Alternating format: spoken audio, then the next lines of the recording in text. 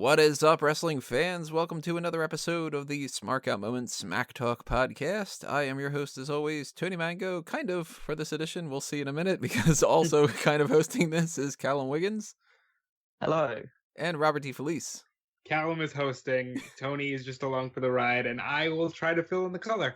Yes, because what we're doing here is we're going to be breaking down the New Japan Pro Wrestling G1 Climax 2019/29 tournament. I don't even know exactly what they go with here. I think it's 29, but that is why Callum is going to fill us in on most of the information here. So Callum, pretty much take it away. Well, because Tony has never climaxed in his life, we have to talk about. It falls to me to kind of lead the idea as a resident New Japan watcher. Rob is obviously also a very well-seasoned New Japan follower, so we can fill in a few details here. Essentially, what we're going to be doing on this podcast is breaking down our thoughts on just the event in general, the 91 odd matches. We're not obviously going to break all of them down match by match and say, oh, I think Jon Moxley's going to defeat Taichi in this one, and then all the other stuff. But well, there goes all my notes. But we're just going to give a general overview of how we think each block is going to go, what the final we think potentially will be, and then at the end we're going to do slightly different than our typical predictions for a pay-per-view event. This isn't really a pay-per-view, but similar sort of like big wrestling event, where we're going to have a series of questions where we answer to give predictions, because if you guys haven't seen the G1 Climax before, it's essentially almost a league-based system where there are 2 blocks of 10 wrestlers each, and everyone faces each other once. The winners get 2 points. If there's a draw, it's 1 point apiece, and if the person who loses gets 0 points. And it's the people who finish the top of each block who get the most points over the course of the 9 matches they have each, face each other in the final, which takes place on August 12th. And the winner of that match becomes essentially earns the right to main event Wrestle Kingdom 14 for the IWGP World Heavyweight Championship. Which makes it interesting because the IWGP World Heavyweight Champion is also competing in this tournament, as he typically does. Now, for the layman like me, mm-hmm. Has that ever happened before, where somebody has been the champion and won the tournament to face the champion? Yes. How does that work? Essentially, if the champion is to win, it has varied year from year, but at the moment, as far as my knowledge understands it, if the champion, in which case Kazuchika Okada was to win the tournament this time, then he would get to choose his opponent at Wrestle Kingdom 14. Ah, okay, that makes sense. And then that just sort of positions him as being like above and beyond the best. Yeah, like, you're the champion and the tournament winner, and the kind of like winning King of the Ring and being champion at the same time or something.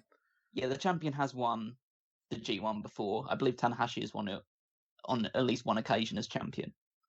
So it's not unheard of, but it would be unlikely. But that's what we're here to break down and predict. So let's just talk about, first of all, the fact that this is the first G1 Climax taking place, at least in part, outside of Japan, with the first show taking place on July 6th at the what's the arena called? It's in Dallas.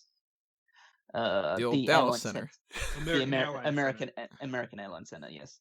So how do we feel about New Japan spreading their wings and taking their biggest tournament over to stateside? Now, I think it's very cool, and obviously, even though the Elite has gone, they haven't given up entirely on their Western expansion, but you are missing perhaps the greatest Western star in the tournament, and that's Jon Moxley. So I don't know if that's necessarily a miss on their part, or if they're trying to see if they can still draw outside of Moxley and Jericho and Omega in the United States. Well, I'd say that based on the news that I've tracked, the sales haven't been especially strong for this first show. I think they probably will sell out in terms of the walk-ups towards the end of it, but the fact that it hasn't sold out already isn't the greatest sign in the world. But like you say, they don't have the same level of big Western talent that they used to have, because All Elite essentially took most of them. So they're left with a few also-rans. Obviously, Moxley can't appear due to his, what we can only assume is his commitments to AEW, meaning that he can't compete for a promotion essentially a major promotion on American soil, but it's fine for him to work Japan. As the United States champion. So he's the United States champion who cannot compete in the United States. Very interesting. This is Any all very thoughts about- confusing. What? No thoughts about the show being in America, Tony? I like it because it at least gives somebody else another opportunity to see some other kind of product, you know? Like, I mean, I'm not going to be watching this for the next month because I've got to do plenty of other things, and New Japan's not something that I follow and all that much, but, you know, if WWE is not what people like and they're not into Ring of Honor and they're not into MLW and they're not into this and that and stuff, AEW doesn't have a TV show yet. And if you're going to track this and make that your next month, then that's pretty awesome. You know, if they can come over and do like their tournament and start that with like an event and you can actually go there, because how many people can really like fly over to Japan, then all that much better. You know, that maybe that's going to get people more involved in New Japan. I think it's cool that Access TV, for the days that fall on the Saturdays, they're going to do same day airings of the tournament matches as much as they can. So I think that's very cool. Does New Japan have like a TV show that's like weekly? Yes, and on Access, but essentially it's essentially a breakdown of their different tours and pay-per-views. So essentially they just show matches from the pay-per-views and tours. I believe in Japan they're on TVAshi, and I don't know how frequently they're on or what that schedule is, but they do have a strong presence. But that's not like a WWE type thing where it's like every week we have this episode of New Japan wrestling, you know, like that kind of thing. No, they just show like a series of their different matches from pay-per-view events or house shows or different tours based around that. They don't have a week-to-week television program. They're not really. I mean, they're obviously character and they show a lot of character and storytelling through their matches. But outside of that, they're not really heavily focused on building stories or huge characters or backstage segments, stuff along those lines that you typically would see in WWE and probably in AEW and any other form of Western wrestling. So more so just like old school house show circuit, but we can tape this and air it on a Saturday, like that kind of thing. Yeah, pretty much. All right, so that changes one of my perceptions of some of this. Well, let's now we've gotten like the initial start out of the way, so it's going to be taking place starting this Saturday. So this is why we're just doing a little preview now. And so let's break down the first block, Block A. In alphabetical order, the participants there are Bad Luck Fale, Evil, Hiroshi Tanahashi, Kazuchika Okada, Kenta, Kota Ibushi, Lance Archer, SANADA, Will Ospreay, and Zack Sabre Jr. Very strong block. Very strong. I think that's probably the focus of the brand, and I don't know if they're intentionally broken down by that. Like Block A signifies more importance, but this has all the heavy hitters, and this has the person that I feel will be the eventual winner, but we'll get more into that down the line. I'm really excited to see some of the matchups that guys like Okada are going to have this time around, especially with Will Ospreay, who's making the jump as the juniors champion into the heavyweight ranks. Yeah. So obviously this is Ospreay's first G1 Climax. It's also the first G1 Climax for the former Hideo Itami, now Kenta again. Tony, as someone who was a huge fan of Hideo Itami's work, are you looking forward to see what he does here in the G1 Climax?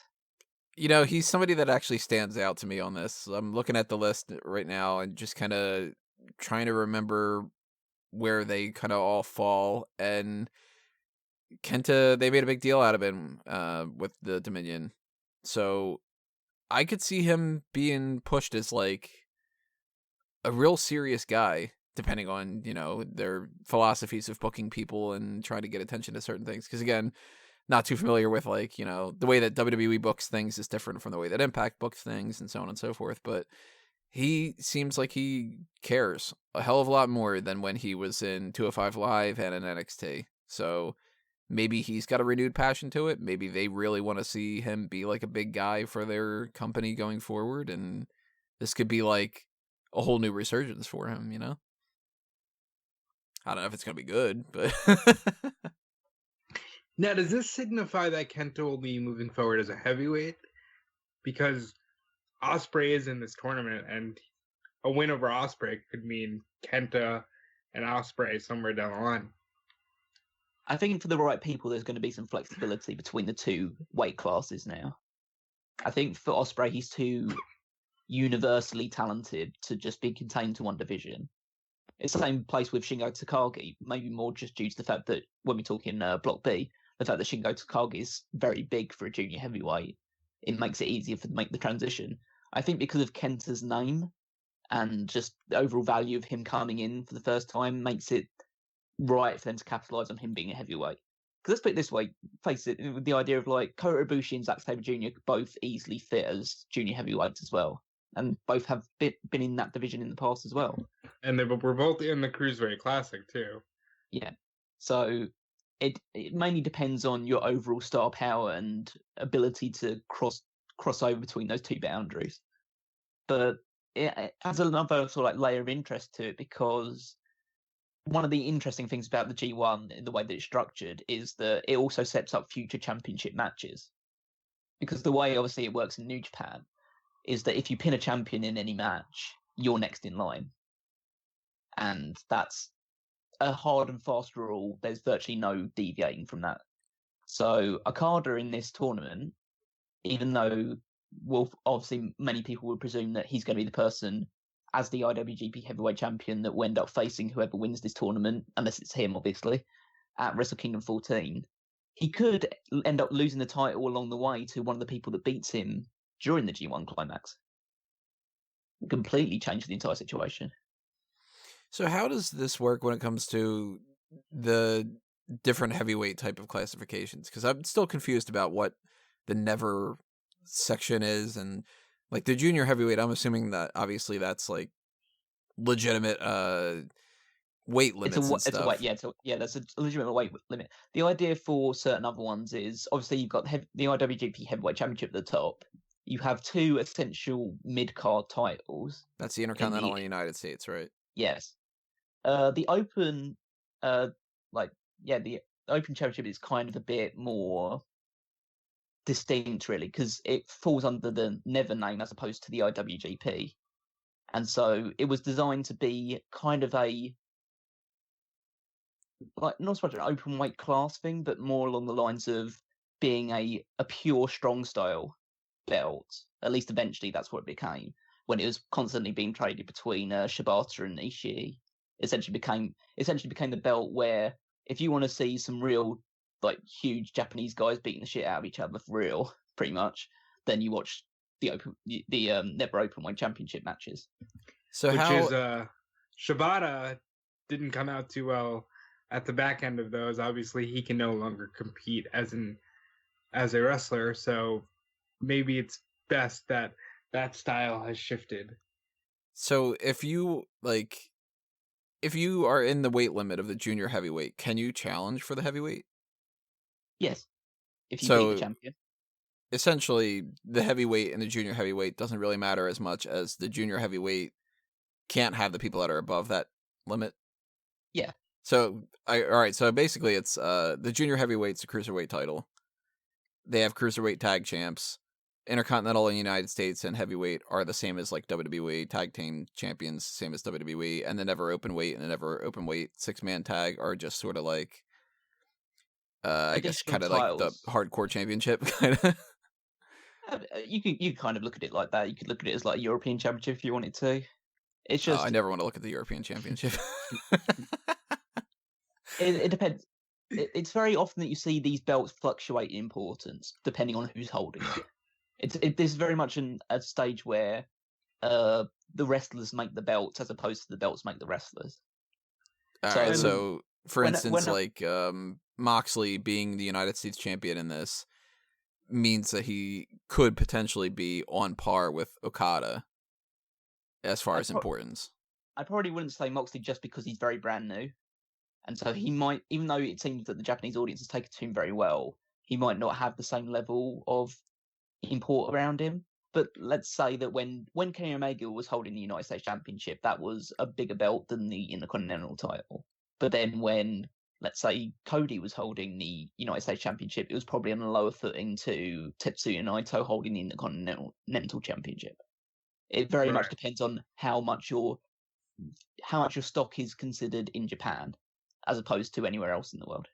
And let's be clear, I don't want to say that the weight divisions don't necessarily matter, because that's Ospreay's whole mission in this tournament, is that he wants to wrestle the heavyweights and prove that they can be on the same par, because they're not necessarily there yet.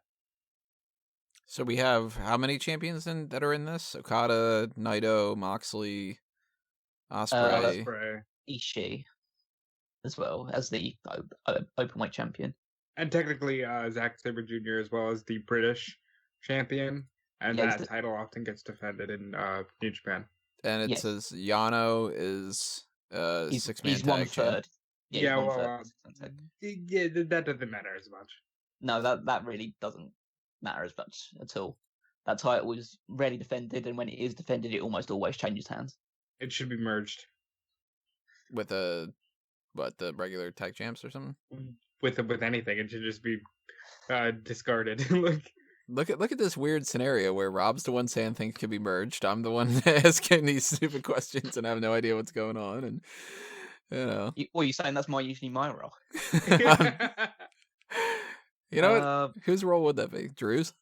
Yeah, Drew's definitely. All right, so now I know a little bit more about that whole setup, because now that frames the people in the tournament as being like, well, they're champions, but maybe that doesn't necessarily position them as being like infallible. Yeah. Oh yeah, Okada will lose matches in this tournament. Same with Moxley. Same with Naito. Same with Ishii. It's very, very, very rare you see someone go unbeaten in the G1 Climax. But it's based around the idea that it takes a lot out of you, and then you need to be on your game every single night because if the other person is just that smidgen better, has got a smidgen more left in the tank, you could lose. How does it work when it comes to, you said, if you beat somebody, you're next in line for the championship? How does that work with multiple losses? So if essentially it determines who your challenges are on every single show between now and Wrestle Kingdom. So let's say Okada was to lose 3 matches, then he has to defend his title against those 3 guys before he gets to the Wrestle Kingdom. Even if he loses it to the first one, then the other ones, how do they factor in? Would theoretically get the chance. The thing with New Japan is it's not as hot potato as WWE, so you likely won't see that scenario. So that would be on the fly. I would say that the instance would be along the lines of, I obviously I don't know the complete ins and outs because it does change year to year, but essentially the first person to beat Okada would probably be the first person to challenge him. And if he was to win, then essentially you just have to work out a challenger in a different way, which would usually involve either the person challenging for the belt or maybe somebody else coming out saying that I should have gotten a shot against Okada, so I want to challenge you for the belt, and then the match is made that way. Oh, okay. So it will get figured out on occasion, but again, it's something that's very rare to see, because also, something that we might as well discuss here is the fact that the winner of the G1 Climax also has to defend his right to fight at Wrestle Kingdom against people that beat him in the tournament as well. Ah, okay. That so changes things. Essentially, it's like the idea of like winning Money in the Bank and then having to defend it on other pay-per-views before you cash it in, essentially. Well, there goes my Lance Archer pick. There's a briefcase too? What the fuck? This is all over the place. Yeah, it is a briefcase, yeah. Is it only a briefcase because of the Money in the Bank? I believe so, because that's a later edition, right? Yeah, I think they didn't start instituting the briefcase until after 2005, when the first Money in the Bank one came in. I can't say it's like a direct rip-off from it, but also I can't say that it isn't, so... But it's a cool-looking briefcase. Yeah, it's just black. It's just black with a nice white bold lettering that says January 4th, whatever the year is, Tokyo Dome. Huh. So we kind of have broken down a bit, like in general, what the G1 Climax is going to be like. Just to round off the talk about Group A a little bit, so we just talk about who we think could be potential winners, potential dark horses, who's got no chance. I mean, let's face it, Lance Archer's got no chance of winning this tournament. No, that's the one name out of all the whole thing that I'm like, all right, I know that I can bet that he's not winning. So he does have a chance of winning on his first night, though, because he is a Dallas born and raised. So they could give the hometown guy a win over Will Ospreay on the first night. Now, also, nothing against the guy, but I don't see Fale going too far in this, even though he's probably the biggest man in terms of size. Go ahead. As I say, he is often very well protected in G1 climaxes. And he very, very rarely wrestles nowadays in singles matches. Now, I'm going to spoil a little bit of the story that I think can play out, and perhaps should, but since Will Ospreay's put so much stock in I need to prove myself against the heavyweights, I got him finishing at the bottom. I wonder if he just gets creamed throughout the entire thing. Or even, like, in the matches that are good, like with Kota Ibushi or that Zack Sabre Jr., if he just can't pick up a win in the heavyweight division just yet.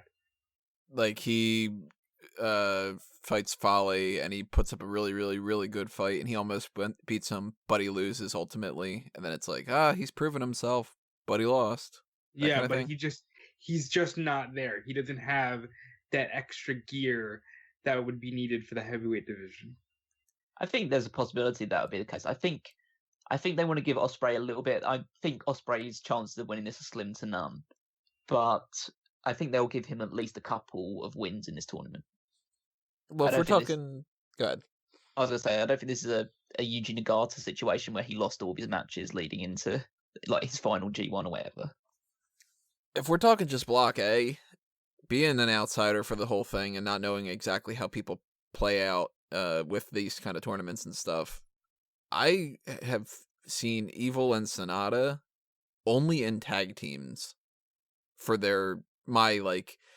we're talking back to, I think the first New Japan show that I had seen was the Styles and Nakamura match from Wrestle Kingdom. That event, I think, was the first one I actually sat down and watched anything of. I've only seen Evil and SANADA as a tag team, and I can't imagine that they would be really highlighted in that kind of context. They seem to me like they would be utility players to just kind of wrestle a lot of matches, be some names, lose to the people like the Tanahashis and the Kentas and Ibushis and all that, and just sort of be in that lower kind of bracket range. Now, you would think that, but Evil is a guy who has often been, I don't want to say second in command, or for LIJ, which is his faction headed up by Naito, but he is the one guy outside of the four pillars of New Japan that got the honor to wrestle Chris Jericho. So they do see some stock in Evil, and SANADA is a guy who many people feel like is going to be IWGP champion one day. He has all the tools. It's just a matter of getting him to that point. This could be the moment that he starts to do so. Yeah, and I just to spoil a little bit in terms of how match going, I think this is finally the time we see SANADA beat Okada in a match. I think he'll defeat Okada in a match because he's already faced Okada multiple times for the IWGP Championship in the last couple of years, and I think he's 0-5 against him in singles matches. I think they need to give him a victory over Okada at some point. And in that way, Okada beats him in November or something like that. Yeah, you could have something along those lines, but just to give SANADA a victory over Okada would raise his stock significantly. I agree. I do think that Evil and SANADA will have good showings, but won't obviously win. Zack Sabre Jr. is another one who has done well in tournaments in Japan, but probably is not going to win this one because he doesn't have the star power behind him to really headline Wrestle Kingdom. It comes down really to one of four people from Block A. It's Kenta, Kota Ibushi, Kazuchika Okada, or Hiroshi Tanahashi. I agree with that 100%. I do want to ask the question of this year Wrestle Kingdom is a 2-night event. Yes. Now, does that mean that IC Champion will finish one night and IWGP will finish the other? Or do you think there's a possibility that, let's skip all the way to the end here and say, if there's a time limit draw in the finals, does Block A winner get one night and Block B winner get the other? Or maybe Block A winner and Block B winner in another rematch? I'd be very surprised if that was the case. I think one night will be headed up by a different match to. I think in the first night we're going to see I guess just a traditional tag team match with the IWGP champion in it, which will have his challenger and then some of their faction members facing each other, and then they'll have their actual match on the final Wrestle Kingdom show. I personally think that the first Wrestle Kingdom show is going to be headlined by Jushin Liger in some way. That would be good because that is his farewell night. That might be the time they actually give him the match against Suzuki that has been building for at least 3 months at this point. I also think you can easily have Jericho Tanahashi, which they started building at Dominion, headline one of the nights. Yeah. But I'm also not fully sure if Kenny Omega is going to factor into Wrestle Kingdom because he does still have that contract where he can work a New Japan date. And if they're saving him for one of the headline nights of Wrestle Kingdom, then that is always a factor that we won't know until well after this tournament. Well, what's that contract situation? He has a contract with New Japan. Yeah, so Omega and Jericho and Moxley until TV for Moxley, but Omega and Jericho are allowed to wrestle dates for New Japan. Is that like just kind of perpetual going forward, or does that end at Wrestle Kingdom? That would likely end at Wrestle Kingdom because even Moxley has said, I want to wrestle all these places, and then in about February of 2020, right after Wrestle Kingdom, I'm going to focus all my energy on All Elite. I think the situation will just essentially be based on how long their contract is with New Japan. So that's the thing that will determine it. If, let's say, Omega signed a 2-year contract when he left, that means that he's got 2 years left to run on New Japan and can still do dates for New Japan, where his priority is, okay, for the big AEW show, I'll do AEW, but if I can wrestle New Japan, I'll wrestle New Japan. I assume that'll be the situation. Is there any kind of like partnership between AEW and New Japan? Absolutely not. They have been very clear that while these talents do have their individual contracts, as of this moment, there is no working relationship between All Elite and NJPW. Okay, so there's like a very, very slim chance that, like, say, night one of Wrestle Kingdom is kind of like a cross-promotional thing of, like, I don't know, let's say they put their differences aside and it's like Moxley and Omega and somebody against, like, 3 New Japan guys or something like that. Yeah, there's no chance of that. Yeah, zero chance of that, yeah. Okay. They've already booked the card as well for Dallas as well, so there's not going to be any changes to that. So, that's partly because of the Kenny Omega thing is part of the reason why I think that it's not clear cut and dry that Okada doesn't win this tournament. Because if Okada wins, he could choose Omega to be his opponent, which would be a way of Omega essentially bypassing the entire G1 because of the AEW thing, and yet still get a big match at Wrestle Kingdom.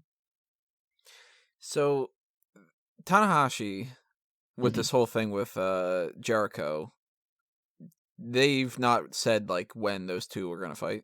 No. So it could be kind of assumed that it's probably Wrestle Kingdom. Most likely, yeah. Okay. And Jericho has said he'll just show up whenever he wants. So you could see him between Dallas and January in Tokyo. You could see him absolutely anywhere. Do they have any like other big events between like whenever the G1 Climax finishes and that? Like, do they have like their equivalent of like a SummerSlam or Survivor Series? They have Power Struggle, which I believe is in October or November, and Jericho's been there the last 2 times. So I think Power Struggle is a good date to look out for Jericho. They'll have at least 3 like big to medium-sized shows between now and Wrestle Kingdom. So wouldn't that likely be a time where he could do the Tanahashi match? They'll do that at Wrestle Kingdom. Well, by There's- that rationale, doesn't that kind of push Tanahashi out of the G1 Climax a little bit and kind of boost up somebody like Will Ospreay? It Um, could, Yeah, but it but depends again, on. you never know. It depends because you want to keep. It's the idea of like Tanahashi's one of the big four, or now essentially the big three, with Okada and Naito, and they very rarely lose any matches or aren't meant to look weak in any way, shape, or form. So you still want to have Tanahashi looking strong in this tournament, but I think he's probably the one alongside Kenta that I think least likely to win Block A out of the four that probably are the favourites. It comes between more of a Okada and Kota Ibushi thing, really. Now, the Okada thing would be really interesting to me because that's an intriguing story to me. Imagine if the WWE champion entered the Royal Rumble, won the Rumble, and then said, well, guess what? Now I get to pick my dream match for WrestleMania in the main event. And Okada has history with so many of these guys. He can just choose, well, Ospreay, I like your fight, and, we're Chaos members. I'm going to give you your match. There's so many different things that can go in with there that I would almost want to see Okada win above everybody else, and I'm not telling too much here. I think it's going to be Kota. Kota does stand quite tall in terms of favouritism. He was in the final last year. He's now a permanent New Japan signing, so he doesn't have that air of uncertainty surrounding him anymore. So if there's any good time, now is the time to push him to the moon, really. But we'll obviously wait and see with that side of things. So that's Block A fairly well covered, as well as a lot of other stuff surrounding New Japan and the G1 Climax. So let's move over to talk a little bit about Block B. I think probably the weaker of the two blocks in terms of just star power and potential. In alphabetical order, we have Hirooki Goto, Jay White, Jeff Cobb, Jon Moxley, Juice Robinson, Shingo Takagi, Taichi, Tetsuya Naito, Tomohiro Ishii, and Toru Yano. Yeah, it's a weird thing when Jon Moxley, who wasn't even a thought a month and a half ago, is almost carrying this block along with Naito and White. And yeah, a little bit, yeah. I'm going to tell you right now, the two matches I'm looking forward to in this entire tournament are Naito and Moxley and Jay White and Moxley.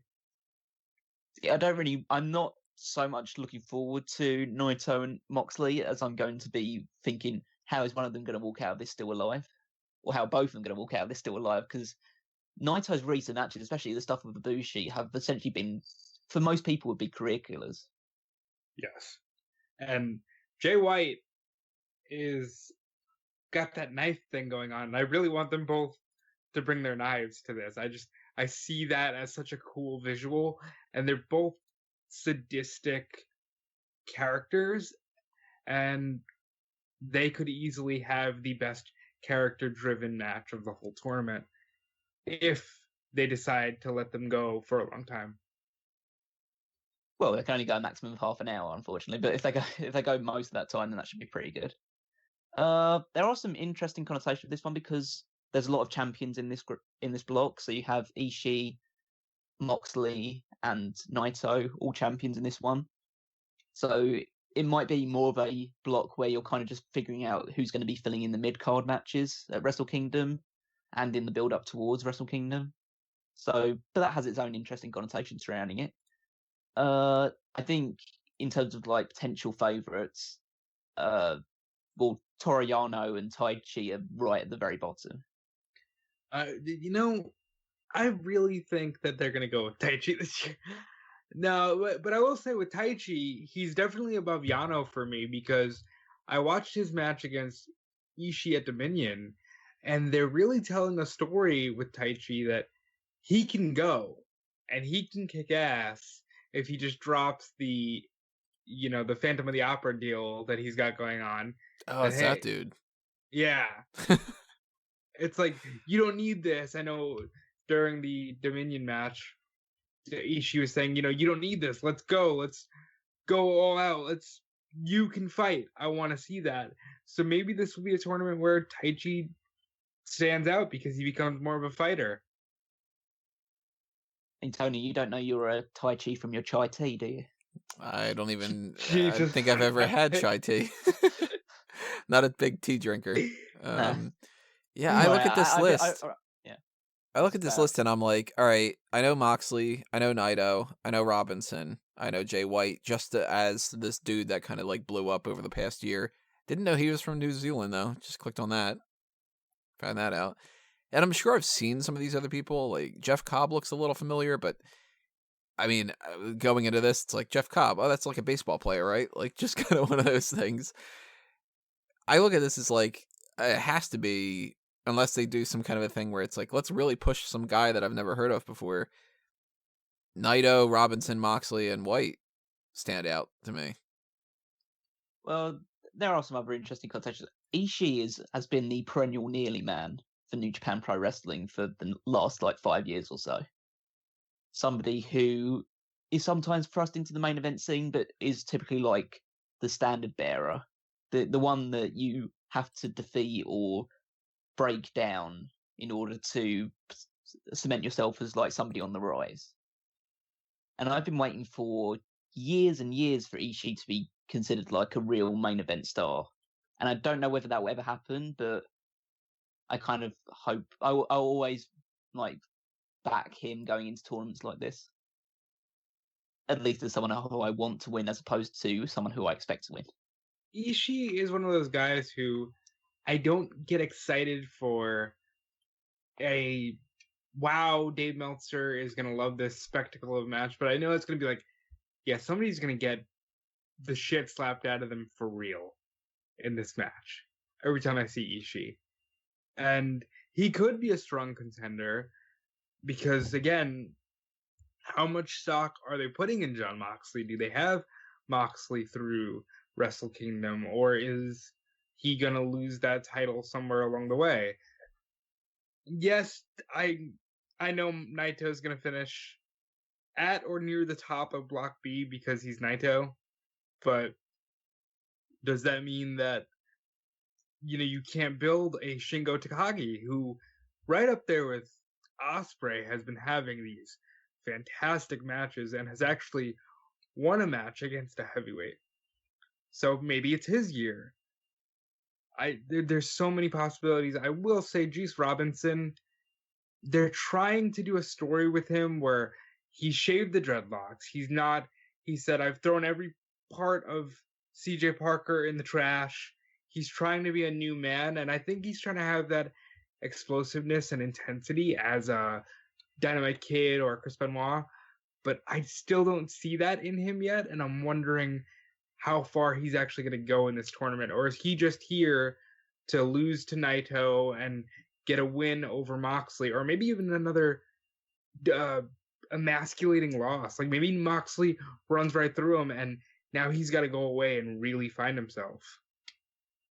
This is a question that I didn't even think about until you just started talking about this.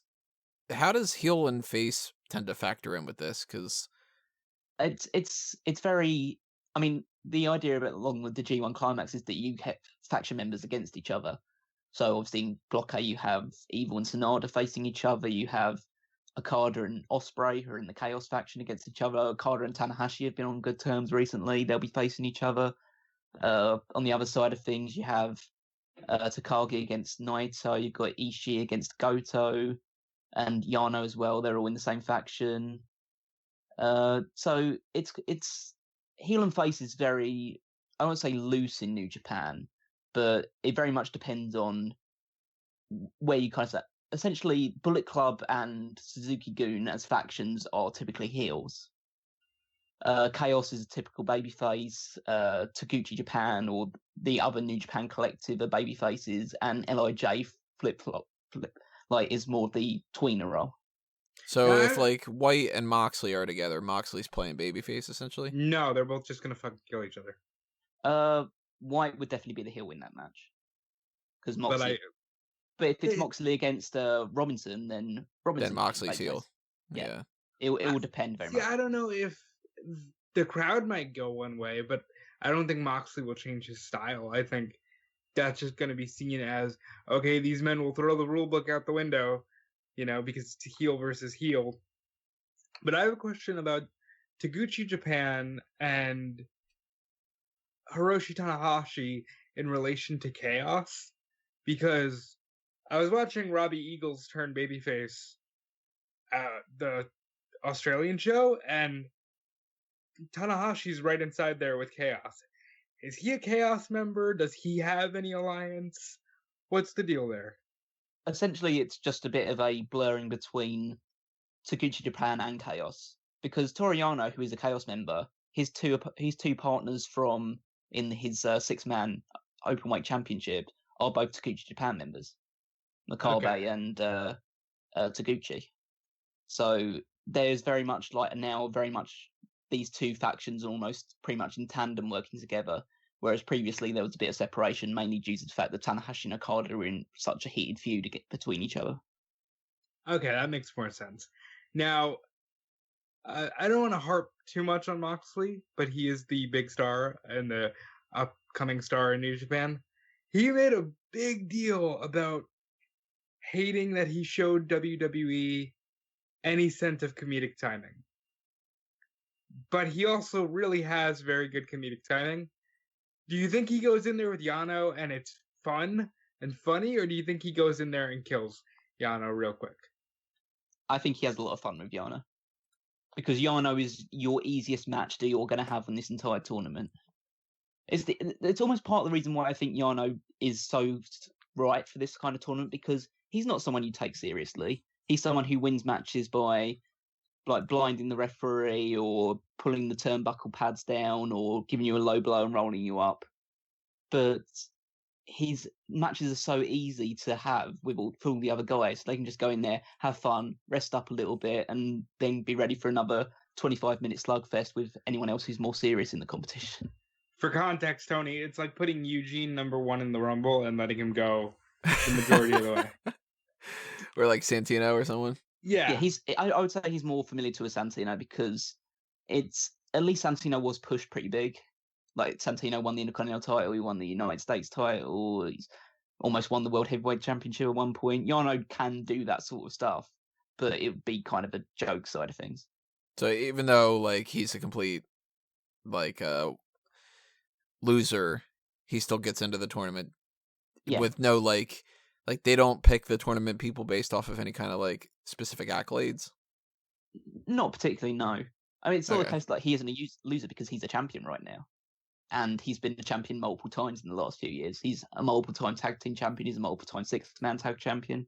He does have the credibility to back him up, even if his wrestling style is completely comedic. It does, at least in a kayfabe sense, it gets results. Now, Goto always does well in these tournaments. I believe he's the guy who Omega beat in 2016 to go into the first match with Okada, right? Yes. He did lose to Takagi. I believe that's who Takagi beat at Dominion. No, that was Kojima. Sorry. But Goto can be seen as a Final Four guy here, can he not?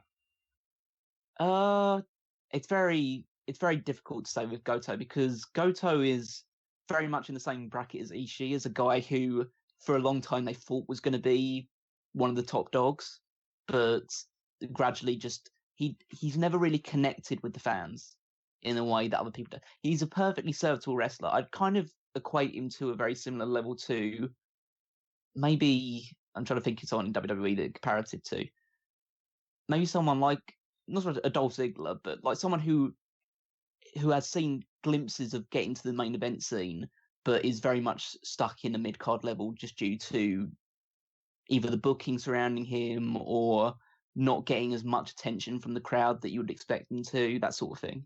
Finn Balor? Potentially a Finn Balor, yeah. It's just, yeah, I don't think he's got a great shot at this one, but just because it's a bit more of a shock factor and he has a lot of years of credibility behind him, it's probably not as bizarre as other people would expect it to be. Jeff Cobb is an interesting one because he's obviously very much in Ring of Honor right now and like splitting his time between the two while they still have a working relationship. But by the way, Tony, Jeff Cobb has zero relationship to baseball player Ty Cobb. But what happens if somebody gets injured? Then they get taken. Then essentially they get taken out of the tournament. And everyone else gets a win. Who's meant to be facing them in the schedule? Huh. So essentially, there have been occasions where someone has had to be injured for a match, and so they essentially have to forfeit the match, and the other guy gets the win. So they take it very seriously like that. Even if it kind of like messes up the whole plan. Yeah, well, it's the idea that Gedo, the master booker, is very good at fixing things on the fly. Like he would have obviously had this planned out weeks in advance, but he's probably accounted for like difficult situations and stuff like that. There's probably a plan B, plan C, plan D, or whatever. But at the end of the day, it only really matters if the guy who he wants to win it wins it. Because that's the only thing that really matters at the end of the day. If someone else ends up winning Block B or whatever, then yeah, that's like something that goes by the by. But if the guy who wins Block A is the guy you want to win it, then that's pretty much fine. If that guy gets injured, then you're pretty much screwed and you just have to go with somebody else. But that's the risks with a tournament like this. See, now I had, before the brackets were released, or, you know, the blocks, I had assumed Kenta would be placed in the same block with Naito, and that Kenta would get one over on Naito, and that would be setting up their Wrestle Kingdom, because I think that would be a good match, and that's something Naito hasn't done. But it's got to be Naito, right? Like, Naito is essentially their, if you want to equate it to WWE, if Tanahashi is Cena and Orton would be Okada, this guy is like their CM Punk, their rebel, you know, I can do whatever I want and the people love me. I hate the title I have. I just want the world title. He's that guy. He's definitely one of the favourites in this one, in the Block B side of things. But I still if I was a betting man, I'd put my money on Jay White for that one. I do like Jay White. And you know what? Perhaps the greatest character development I've seen in a long time, because when he fought Tanahashi at Wrestle Kingdom 12, I could not care less. The Switchblade thing was kind of dumb, but between turning on Omega and then slowly but surely getting control of the Bullet Club, Jay White is a star, and I think he's somebody that New Japan wants to build around for the future. I think it's between him and Ospreay to fill that fourth slot now that Omega's gone. But is it enough to have Jay White go into this and then, what I feel, lose it to the winner of Block A? Well, that was obviously what we'll come to see now. So we've broken down both blocks now. Have pretty much a good idea on all the people involved in it. So let's get through to the actual predictions. So we're going to get, like I said earlier, we're going to be doing these a little bit differently. There's not just a case of who's going to win what match. It's going to be who's going to do what in many different facets of the actual tournament. And we'd also like to invite you to do this with us as well, because there will be a poll up on the Smark Out Moment website. We'll share the link in the Mega Maniacs and all the other good places so you can find it, where you can essentially just fill out, same way we've done it in the past with other like pay-per-view predictions. You just fill out all of your answers to it, say who you think is going to win, lose. It's just a very simple Google form. Just fill it all out and you can take part as well. And if you win, whoever gets the most points gets a nice shout out on the podcast when we tally them all up, and shout out on the Mega Maniacs as well. So you want to throw any plugs out here now we're talking about the website, Tony? Yeah, I mean, if you haven't checked out all the other things that are happening on SmarkOutMoment.com, by all means, vote on the Sexiest WWE Superstars Tournament. That's another thing that you guys can vote for. We are on round 3 right now, and we are going to be breaking that down tomorrow at some point for the podcast side of things, but that's happening. Obviously, if you are following us on the YouTube page, you should be subscribed to the YouTube channel. Ring that little bell for notifications to be aware of when we post those things up as well. Follow us on Facebook and Twitter at SmarkOutMoment. We'll talk about some other things a little bit later. Okay, that's all good. So let's get to the point where Tony is either dreading or I don't know how much you're looking forward to it because it's going to be pretty random for you, but actual predictions. So going from the top. So these will follow the same way that you'll see them when you get onto the form. So who do we think is going to finish on top of Block A? So Rob, you've already been very vocal about your choice for this one. So Kota Ibushi, right? Absolutely. I think it's Kota Ibushi's year. He made that choice after being freelance for many, many years. He's decided that he will end his career with New Japan. So I think now is the time to make him the champion. And also there is that elite Kenny Omega connection that you can still get that westernization rub off of. People like Kota. They love his story with Omega. It's just a good move all around. Tony?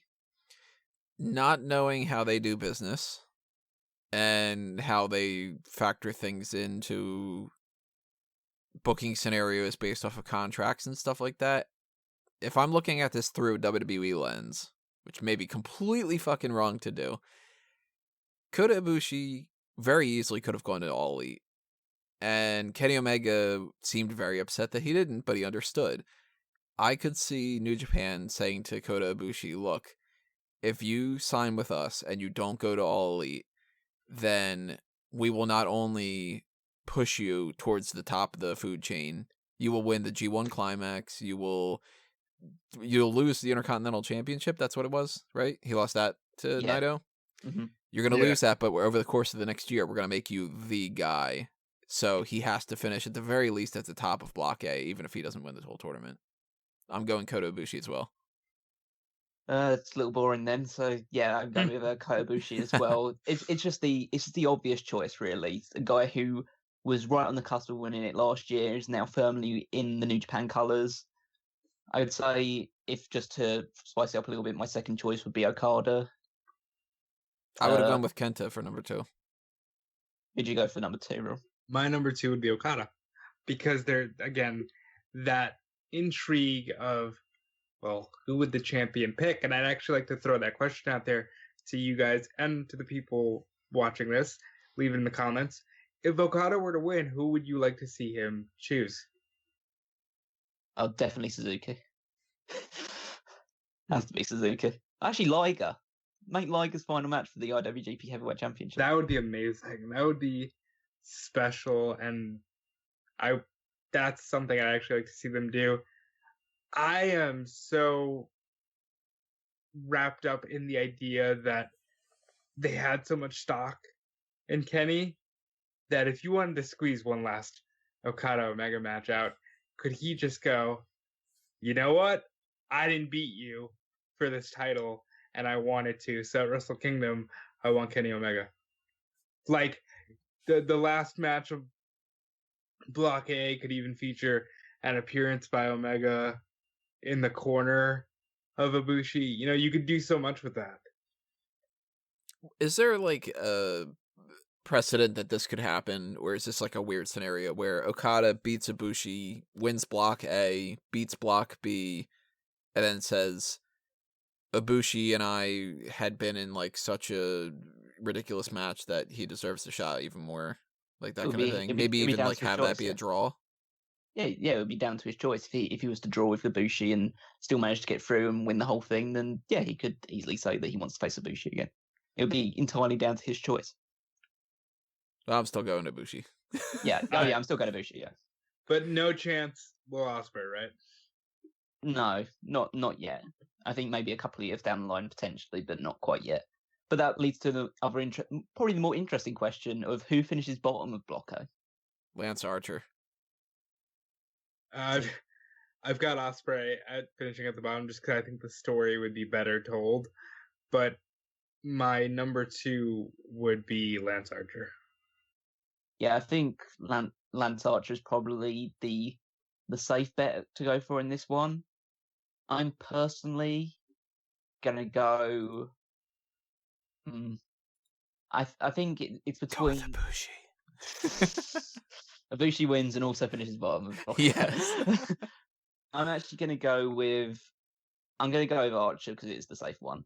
But if I was going to be like living a bit dangerously, I wouldn't be surprised if Tanahashi was to go bottom, just because he's so beaten up and broken down that you could make a story out of that. So the idea that he ends up building up to a match with Jericho because he's obviously not in any sort of championship contention because he didn't do very, very well in the G1 Climax, and Jericho can make a story about how Tanahashi's all washed up and broken down.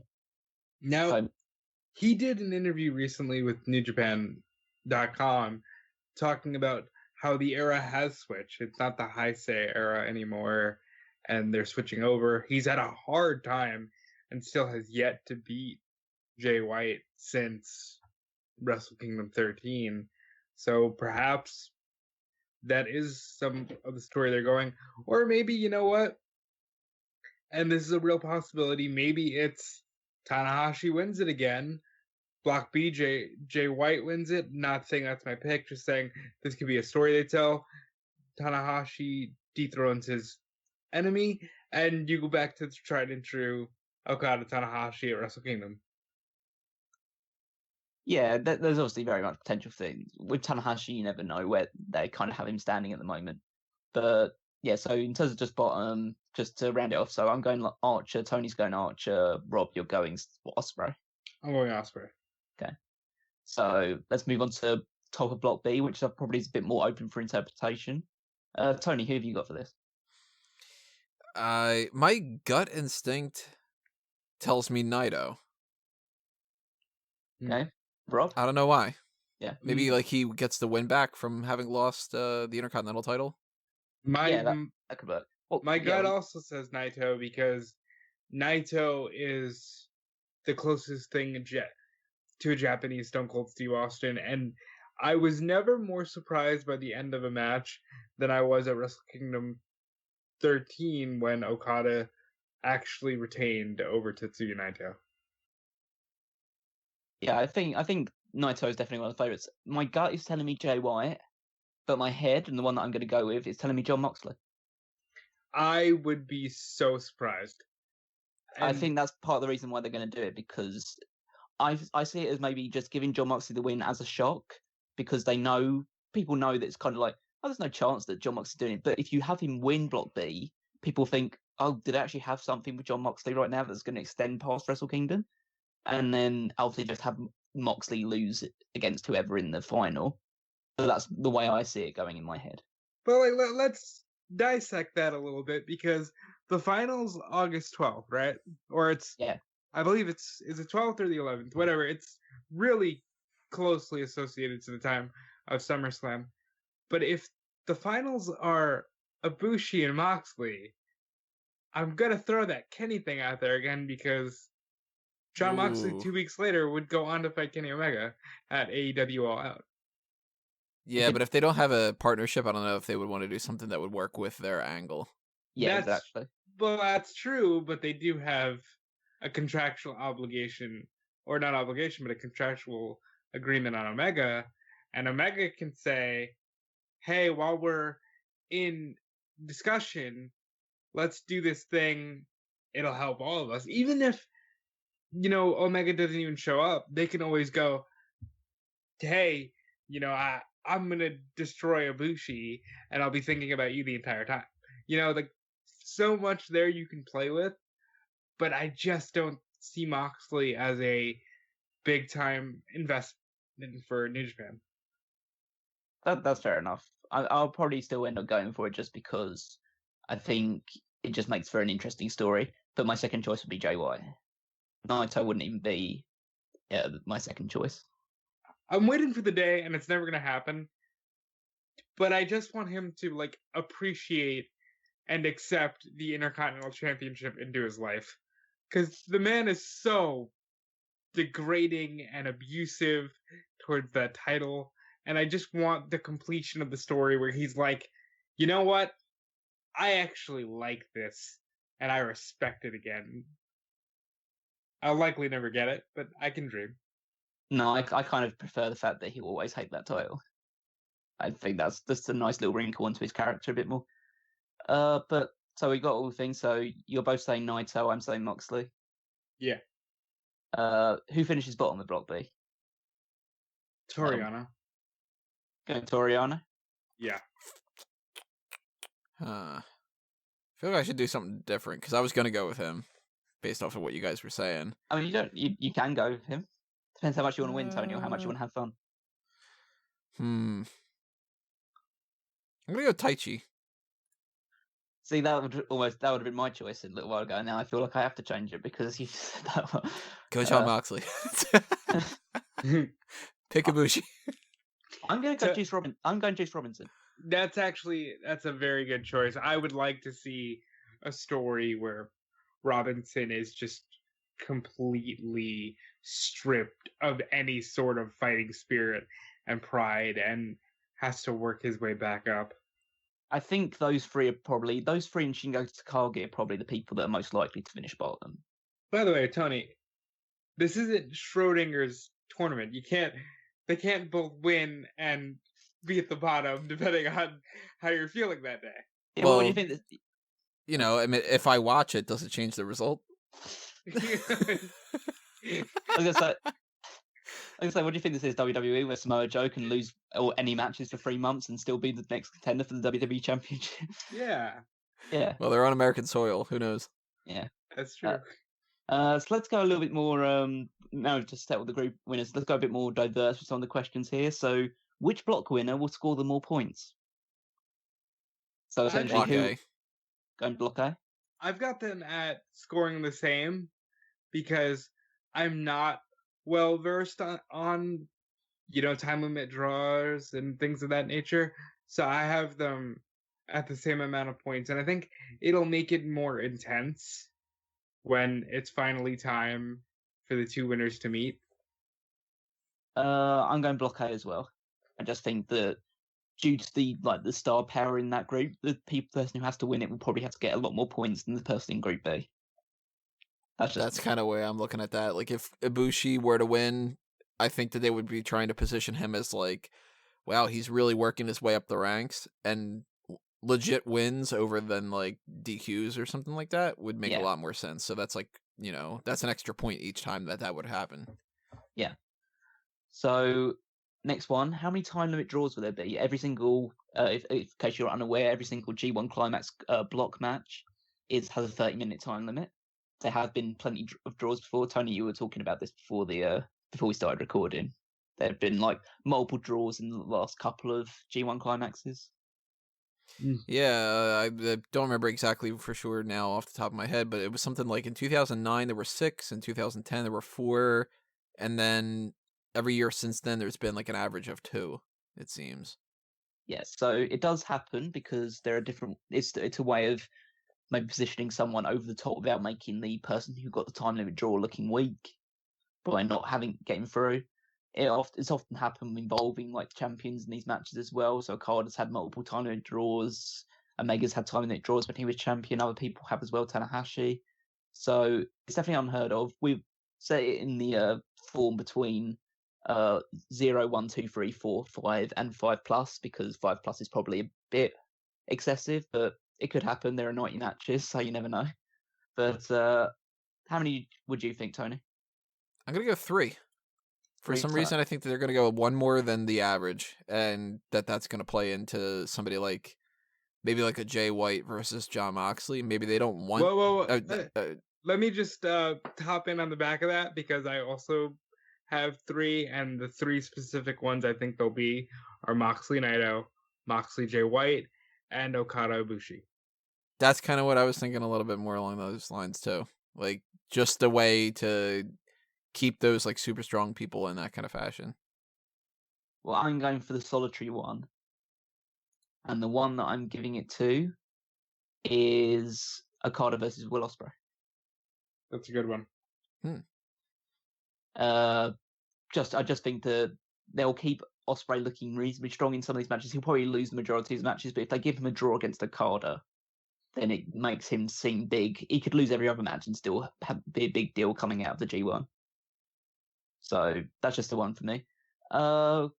Next one is a bit of an interesting one because it relates to not so much our star rankings, and star rankings are obviously very subjective. We don't use them for a very particular reason. But based around Dave Meltzer's star ratings, because Dave Meltzer is obviously the king of the 5-star, 6-star matches, especially when it comes to New Japan. How this will work when you get into the Google form is you'll have basically every single person on the list to choose from, all 20 participants. You choose 2 of them. If you get one of the people that are involved in the highest rated match, you get a point. If you select both of them, you get 3 points. So this is basically us guys determining which 2 people will have the best match based on one guy's opinion. Well, in that spirit, I've been very boring throughout this discussion, and I apologize, but I think Uncle Dave goes with Okada and Ibushi to have the best match on the whole tournament. I'm going to switch it up a little bit. I said I'm going to split the difference and go with Tanahashi and Ibushi. Tanahashi and Ibushi. Oh, they have had very classic matches before, and there's a lot of storytelling between those 2. So I think that's actually a very good option. I'm going to really break from the norm, and I'm not even going to go from Block A. I'm going from Block B. And I'm going, this might be mental, I'm going Moxley against Ishii. Wow. See, I think that's a mistake. You should go Archer and Yano. No, yeah. Say R-Truth for a second. R-Truth is going to defend the 24/7 joke. Yeah, why not? Yeah. I think for different ways for him to defend the title. Have him defend it on a completely different promotion where they don't even know. He's just in the crowd, and you know. Oh my God! Drake Maverick decides to honeymoon in Japan. Yeah, there you go. Yeah. First of all, that a 6-month honeymoon, go Drake. But I'm not sure of Meltzer's ratings. What's the highest rated Ambrose match Meltzer's ever done? I have no idea, and it's probably one of the Shield 6-man tag matches. I'd imagine. I just, even matches that I think will be really good, like Moxley Naito, I can't see that style working for Dave. And this is where it gets interesting, because we're talking about a single guy's opinion, and I just don't see Moxley breaking the 4.5 star ranking for Dave. This is about as good of a time as any to throw this out there. I fucking hate star ratings. Yeah. And I hate that I've had to do that sometimes. It's all very subjective. It's all wrestling is entirely subjective. Some match that some guy would say is the greatest ever. Like we were talking about the the women's match from Fyter Fest. So many people talk about how great it was when we kind of took the side that it wasn't that good. It's very subjective. Like, doesn't mean we're wrong. To some people, Steamboat Savage is the best match ever. I watched that match and I'm like, I'm bored. And like at that time frame, that was the best match ever. But now it doesn't hold up as much. And then do you change your star ratings based off of do you have to keep rewatching everything and change it? Kind of the same as you would with I don't know, different records and different kind of sports things where, now it's, it's not that crazy for this person to hit this well, or, you know what I mean? Like that type of thing. Or do you what's the difference between a 4.25 or a 4.5? Then people nitpick, and then they do the whole thing where it's like, well, that was a 4.78 to me instead of a 4.75. And you're like, oh, fuck off. Well, as far as do you go back and change? If I was a guy with the credibility of Meltzer, I would let's say every 10 years. You know what? I'm going to go back and rescore and re-rank Savage and Steamboat, because contextually, it was a 5-star match, but in 2019, does it hold up? I would go back and re-rank. It's like inflation with movies. Like Gone with the Wind has sold more tickets and made more money if you do the inflation than any other movie ever, yet Avatar is still the #1 worldwide. I personally wouldn't go back and re-rate them, because I think you need to, if you are going to do the star rating thing, you need to rate them in context. You can't, if you go back and look at Savage against Steamboat, say, and now it's only, I don't know, a 3.5 star match, I don't think that's fair on, even though I know they probably wouldn't care anyway based around that, but it's not really fair on them, because they can't help the fact that wrestling has become more athletic in the time that's been apart. Yeah. I think you need to have the context surrounding it. Who knows, maybe 10 years down the line, we look back at Okada versus Omega and think, oh, that's a 4-star match. Nowadays, when everyone else is saying, I don't think I will ever see a better match than last year's Dominion Okada Omega. That was. But there was a group of people that thought one day that, like, years and years ago, that they'd never see a better match than Ric Flair versus Ricky Steamboat. What I'll say about those matches is at least they hold up, but I don't usually get why people are so down on Meltzer's rating system, because if you understand the man's taste, then you can, again, contextually rank that against your own. So I look forward to his, because if he says something is like a 5-star match, I at least know I'm going to enjoy it to some degree, because we have a similar interest in wrestling, but I'm not as hardcore into the strong style as Meltzer is. And it's the same with movie critics. If you find a critic that tends to like the same movies that you like and they give something a 5-star rating, then by all means you'll probably like the movie. But my issue with the rating stuff is people make a big deal over like, well, this is a 6-star out of 5 match, and I'm like, wait, why is that even a thing? Like, I always thought, just a random side thing, that a 7 rank system makes a lot more sense because there's a little bit more like leeway of almost kind of like amazing, great, good, and then like okay. So you have 3 above like the middle range, and then you have 3 underneath the middle range. Because there's a little bit of leeway with that. And when everybody makes a big deal over like, well, he gave this a 5-star instead of a 4 and a 3/4 star or whatever, it's Meltzer. It's like, watch the match if you want to. You heard it here first, folks. We are instituting the Smark 7-star ranking system, starting with the next Extreme Rules pay-per-view. Thank you. You're welcome. I just decided in the last couple of minutes to switch my the best one answer to Will Ospreay against Kota Ibushi.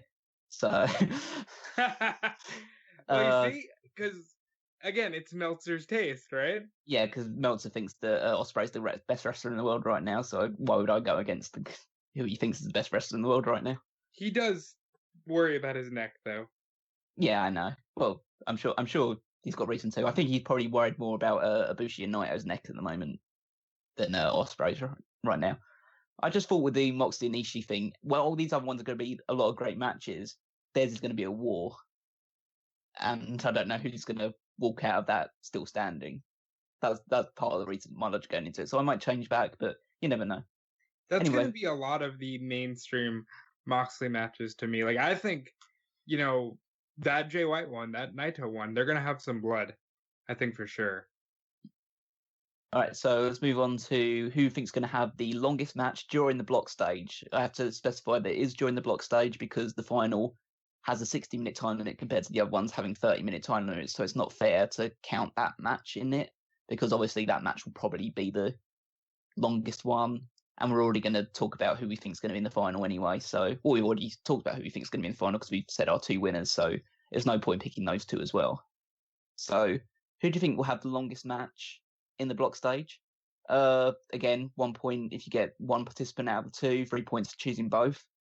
And obviously it kind of builds on the idea of if there's a time limit draw, they are by default going to be the longest matches because they can't go any longer than 30 minutes. So you guys both think there's going to be 3 time limit draws. Mm-hmm.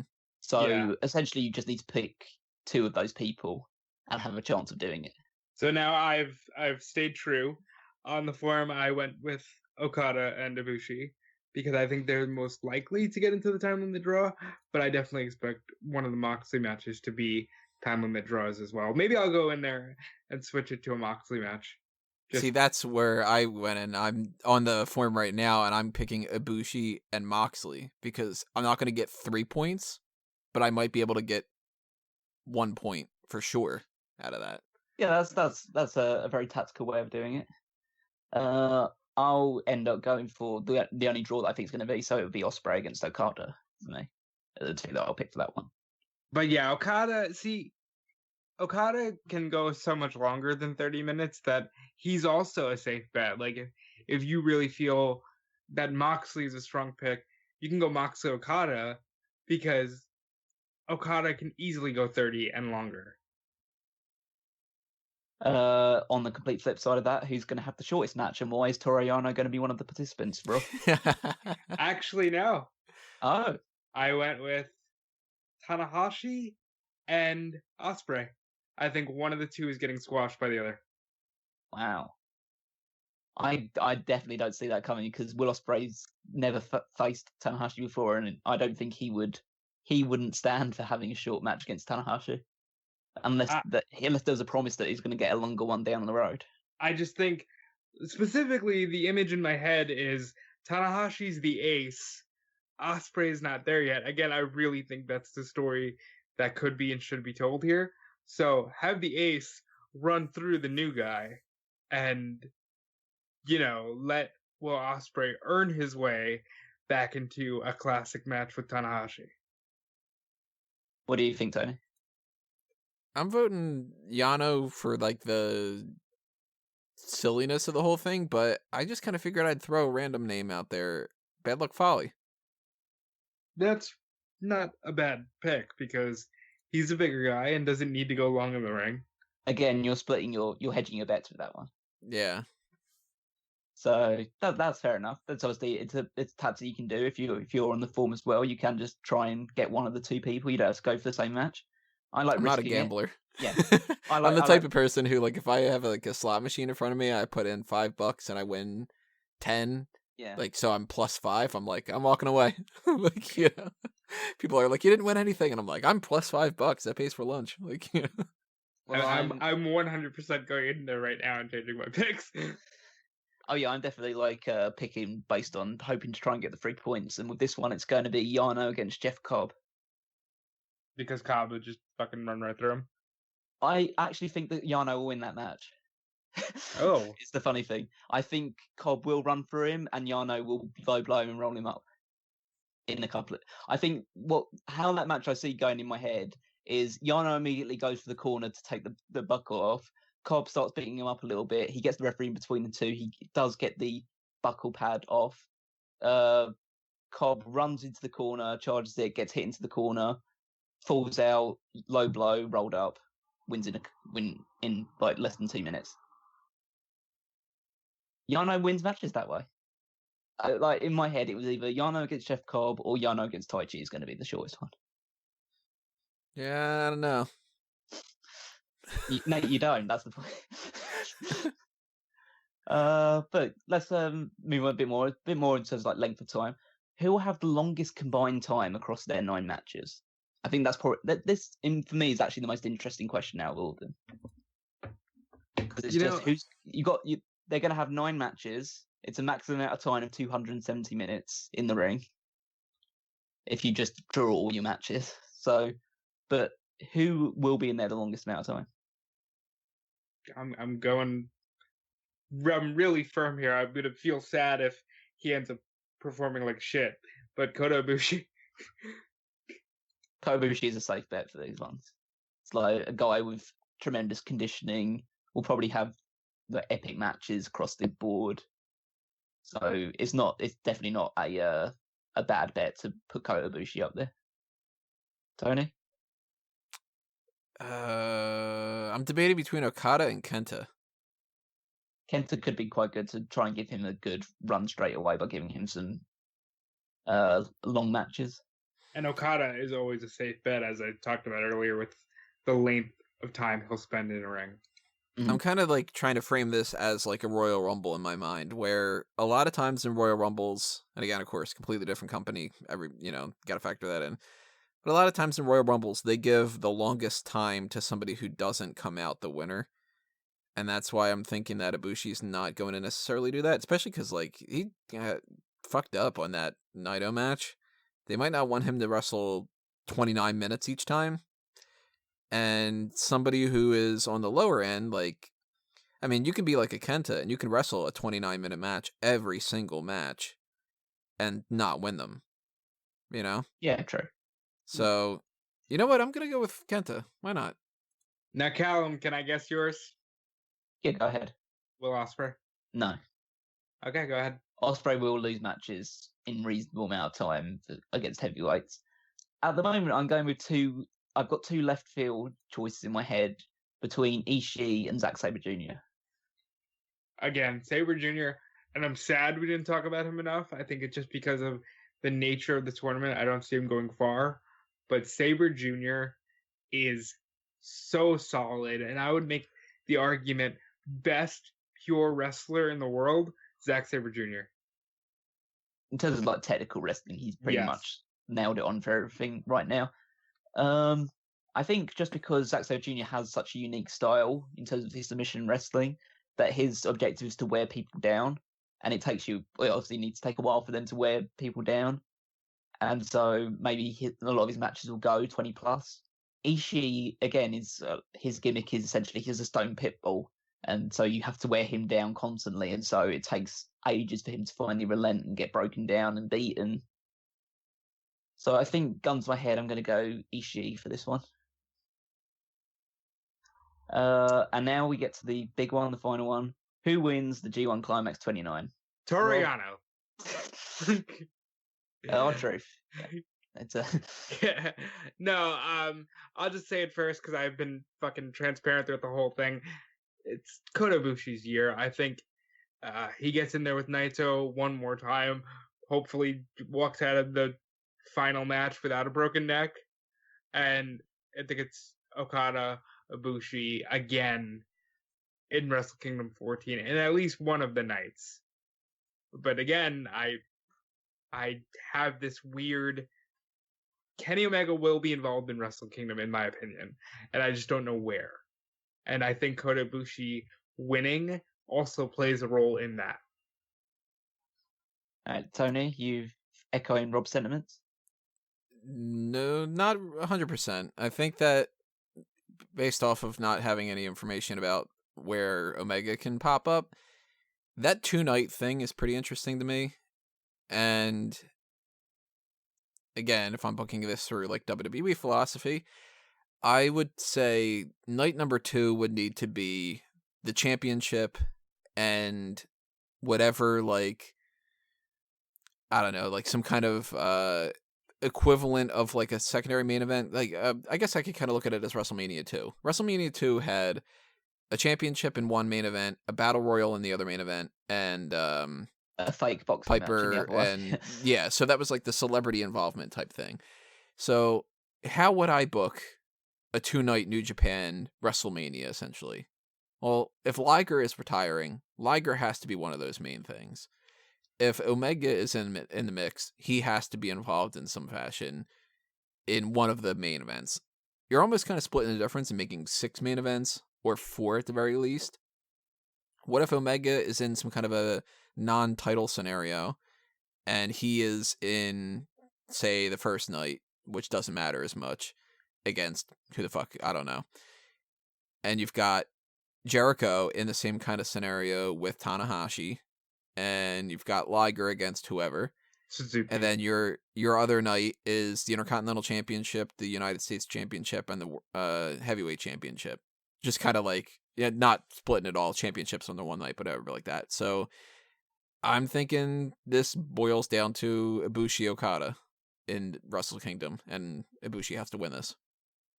Now, I have a different philosophy about the whole 2-night Wrestle Kingdom thing. I just assumed, because it's 4 and 5, right? Not 3 and 4. It's January 4th and January 5th. I believe so, yeah. I just assumed that they were announcing that night 2 would almost be like a Raw after Mania, where it's still in the Dome because it's a big show. Well, it's essentially replacing the New Year's Dash. Which was Yeah. their show that they always did after Wrestle Kingdom anyway. That's why I'm thinking they can go night 1, Ibushi, Okada, and just like you can do whatever you want that it can be major for night 2, like as a one-off. Again, I keep throwing in the possibility of Omega. That could be a one-off. Omega, Okada, January 5th, and Omega loses and you don't see him again. Or you could even do the Jericho match there, but I feel like it's more of solidifying that the January 5th date is a major event similar to the Raw after Mania, rather than splitting the January 4th event in 2. Well, I think that's definitely a potential, but it's just a case of we won't know until we've seen it because they've never done this before. So it's logical to expect that based on history, but they could just be going along the lines of, well, we're going to change tradition now. Now it's just 2 huge shows as opposed to the one January 4th one. Now it's a 2 big night event. I think if we get to the finals and Block A winner and Block B winner go the 90 minutes, then you're going to know, okay, that they're probably leading towards night 1, night 2, you know? I still think that'd be very, very That'd be unexpected. wild, and I don't think it's why possible. It's why I've not put a draw option or no option in this thing, because I'm so certain that it won't be. But if it is, then I'll just void the entire thing and we can just say we had fun. And you know what? I had fun doing this podcast. Well, I'm not done yet. I haven't even picked my one yet. You're going to rush away. Well, shit. I forgot about you. Sorry. Over the course of the thing, I've been like flipping over like many different options in my head, because now, as time's moved on, thinking about who's going to finish top of Block B, it makes me a bit like uneasy to think of Jon Moxley winning it now, because I know he'd have no chance of winning the final. Whereas the 2 people that could win it based on just the 2 blocks, in my opinion, are Kota Ibushi and Jay White. Because Jay White is the guy that lost the title to Okada. It makes sense for Jay White to be one of the top guys around it. Kota Ibushi obviously makes a huge amount of sense. So I think they're the only 2 that I think in my mind have really like top level realistic chances of winning it. But my choice echoes you guys in saying that Kota Ibushi will win the G1 Climax. Now, I do want to throw this out there. I've seen a lot of Jay White and Okada in recent months, and I don't know if that's something I'd be interested in seeing going into the next Wrestle Kingdom. But like, okay, we're going to do this again. But you guys are interested, well, based on your logic, you're interested in seeing Naito and Ibushi have their 5th match this year. Well, I just think it'll happen. Especially after the last one, I am not interested in seeing these men try to kill each other, because I got all I needed at Dominion with that German suplex on the apron. Yeah, it's just because, like, I don't know whether Okada versus White makes the most, like, powerful sense in terms of, like, just real intrigue around the match, but it doesn't mean they wouldn't go that way, because they definitely have a lot of stock in White, and Okada's Okada, so. But obviously we'll get down to it when it all comes to a head. So the poll will be open on the website until a couple of, like, probably half an hour before the first show starts on Saturday, July 6th. You have until then to fill it out on the website when you get the chance to. The tournament itself ends on August 12th. You might not reveal the result on the post-show revolving around that, because there's a very good possibility that the final match is also like the highest rated one. So we have to wait to see what Meltzer would say about that one to get some of the things dealt with and all the other aspects covered out. But as soon as we get the opportunity to, we'll shout out who won, we'll give them a nice golf clap of celebration, and then we'll move on with our lives. Now, I have a question that the listeners might want to know. Will we be doing like tentpole events? Like, are we going to talk about the opening on July 6th? Are we going to talk about anything before the finals? Or are we just going to do a massive recap on the day of SummerSlam and kill ourselves? I think it should be a case of just doing, at least in my logic, and it depends obviously on how it changes over time, because this is just like coming off the top of the head. So I think it makes most sense to just do a roundup episode and just talk about the finals, talk about some of our favourite moments and matches. Not go super in depth over everything, but just talk about those elements and stuff like that, what we think is going to happen in Wrestle Kingdom and all that other side of things, because it's going to be hard to keep track of all the other things, especially with like the varying hours compared to Japan and America and the UK. It's going to be nigh on impossible to kind of just pick out, okay, we're going to do it for this event and talk about things that have been going on as like a breakdown. I think it's good to have a nice comprehensive preview, which we've done here, and then a nice comprehensive review at the end of it, even though we'll have SummerSlam after that as well. So, well, I think it's this safe is to... go ahead. This is my kind of filling everybody in on schedule wise and all that other kind of stuff over the next couple of weeks and the next month and a half, I guess you could say. Which, by the way, again, just putting it out there, if you want to know when we post these things on YouTube and Anchor and Stitcher and all the other kind of stuff like that, follow us on all the different platforms, subscribe to all the platforms, rate us, rank us, all the other kind of things that go along with that. But the current line up unless WWE or AEW or anything else changes, because they've been doing that this past year of being like, hey, by the way, we're going to add like 18 more events on all these things. My current setup for Smack Talk is that we do TakeOver Toronto and SummerSlam during that week, and then episode, which would be like the 402nd Smack Talk, which of course numbering system's all out of whack as it is. That week is a blank week. So I would vote more on the idea of after SummerSlam is over with, then there's a little bit of time to be able to assess the damage, go through everything, and then our main event for that week could be a comprehensive review of the whole thing. Because having it be a couple days past that point, people aren't going to click on it anyway, like that type of immediate click during SummerSlam. Because I can guarantee, even if there is like a podcast that is recording on the morning of SummerSlam, I'm going to be way too booked to be able to edit it. So it's going to come up a couple days later anyway. Yeah, we might as well. We'll do it anyway, because we've obviously talked about this. We want to see people's responses, and it's still an interesting thing to talk about, even if it doesn't get the hugest amount of attention. New Japan is it's a growing market. It's still niche in terms of the wrestling audience, especially in like America and Europe and all over the place, really. So I think it'll still be interesting to talk about and just unpack everything and prepare for Wrestle Kingdom, but we probably will end up, like Tony says, do it a few days after SummerSlam just to let the dust settle on the event.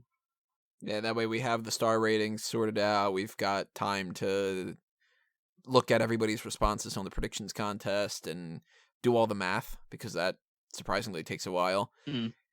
And then that's our possible main event for that week on somewhere around August 14th. Yeah. We'll decide it around about that time. And then you'll have all the responses, all the answers, and we'll be well on the road to Wrestle Kingdom. Yeah, and that's something that if you guys want to see more of these kind of things, hit up that Patreon and toss some spare change our way. That's a great motivator to be able to do some extra kind of content, because if you're not familiar with how things work and stuff and freelancing gigs and doing all these kind of things on the side, if you get a little bit of, I don't know, say it's like a $20 tier, I think is what it is, well, then I don't have to write an article. So then I can, do all the editing work. And that's kind of how that balances out. So if you want to see more New Japan or Ring of Honor stuff or whatever else, by all means, that is your best method of motivating me when it comes to that stuff. There's also the TeePublic and Redbubble shops for the merchandise if you want to, toss some spare change our way that way and actually get something tangible like a clock or whatever. I mean, I always go with clock because I think it's really funny. Like, that's one of those products that I just don't imagine people buying a clock that says "ha ha ha Kennedy" on it, but maybe you will. I don't know. If you want to buy a onesie that says "Push Roman," people have done that in the past, oddly enough. So keep that in mind. Follow us on Facebook and Twitter at SmarkOutMoment. Follow all the things that are happening on SmarkOutMoment.com. Vote for the tournament that we will be breaking down tomorrow at some point. And stay tuned to FanboysAnonymous.com for the movie review type size stuff on A Mango Tree. If you want to know what I have to say about Spider-Man Far From Home, put up my review point about that last week. Wow, I wasn't that early. Last night. Jesus.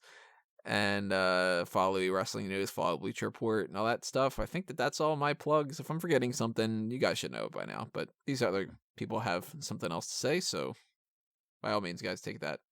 All right, and if you want to follow me, Rob, on Twitter and Instagram, it's at DudeFelice. I'm going to echo Tony's sentiments about the Patreon, because if we were to ever get to a place where Smark Out Moment was profitable, I'd have no problem devoting more time to this so we could cover every wrestling promotion. And yeah, I think that would be a greater thing for you, the viewer and listener. And on top of that, check out all the weeklies at smarkoutmoment.com, and I'm going to toss it over to Callum to round us out. Okay, so after a reasonable co-hosting job in terms of talking about New Japan, specialist subject, you can follow me on Twitter at Weekmaster14. See any ramblings do. I'll probably be hopefully talking a little bit more there, because I'm not the most frequent tweeter, but I might do a few bits and pieces built around the G1 Climax, because I'm so looking forward to this tournament this year. Then you can also check out 2001: A Wrestling Odyssey. So talking about the future here in terms of our predictions. So then you can take a trip back in time, all the way back to the year 2001, where WCW was on its deathbed and WWF was at its highest point ever. Those days. And then we have episodes all the way back from monthly episodes stretching between January and June, including a special on WrestleMania X7. So if you want a nice history lesson, then go back and check those out. That's going to do us in for this. As I mentioned before, stay tuned for everything else that is heading your way. As Otis would say for Heavy Machinery, lots of other things, including the G1 Climax, are coming! We had to put some kind of climax joke in there. We will be hitting you next with the round 3 quarterfinals. We will see you there, everybody. But for now, this has been another Smark Out moment, and we're being counted out.